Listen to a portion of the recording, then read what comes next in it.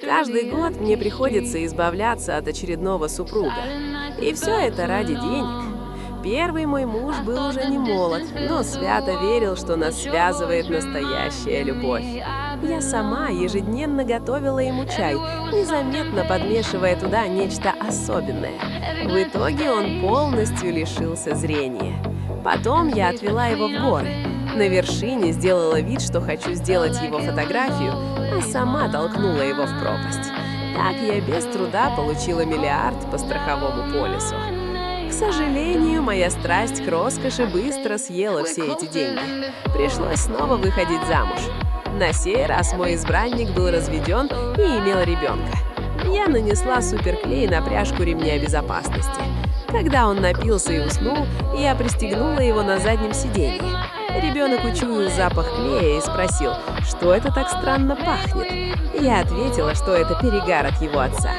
Затем открыла люк на крыше. Когда машина поехала по горному серпантину, я резко выкрутила руль, и автомобиль рухнул в глубокий водоем. С нами ничего не случилось. Я первой выбралась через люк и даже помогла выбраться ребенку. Отведя его на безопасный берег, я притворилась, что плыву обратно спасать его отца. На самом деле мне нужно было удостовериться, что он мертв. Увидев, что он не двигается, я вернулась на берег. Затем начала угрожать ребенку и разыграла целое представление, изображая убитую горем вдову. Снова получила крупную страховую выплату. Но на похоронах я прямо перед портретом покойного начала флиртовать с другим мужчиной, привлекая его и намекая на возможные отношения. В этот момент все увидела свекровь. Она сразу заподозрила неладное в смерти сына и набросилась на меня с криками и ударами. Я не стала отвечать, а вместо этого обняла ребенка и разрыдалась, делая вид, что в отчаянии. Все решили, что свекровь просто устраивает сцену. После похорон я подала на нее в суд, требуя передать мне ребенка как мачехе. Это свело ее с ума. В суде она кричала и называла меня убийцей.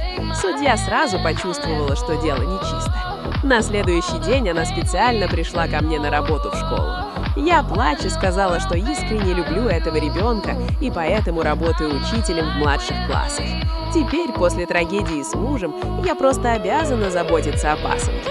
Но судья не поверила ни одному моему слову, потому что до встречи со мной она уже поговорила со свекровью и заглянула в альбом ребенка. В альбоме был рисунок, где женщина душит мужчину подушкой. И еще один, где мы с ребенком стоим на берегу и смотрим, как машина погружается в озеро. Затем следователь продолжил расследование, и в итоге ребенок рассказал всю правду.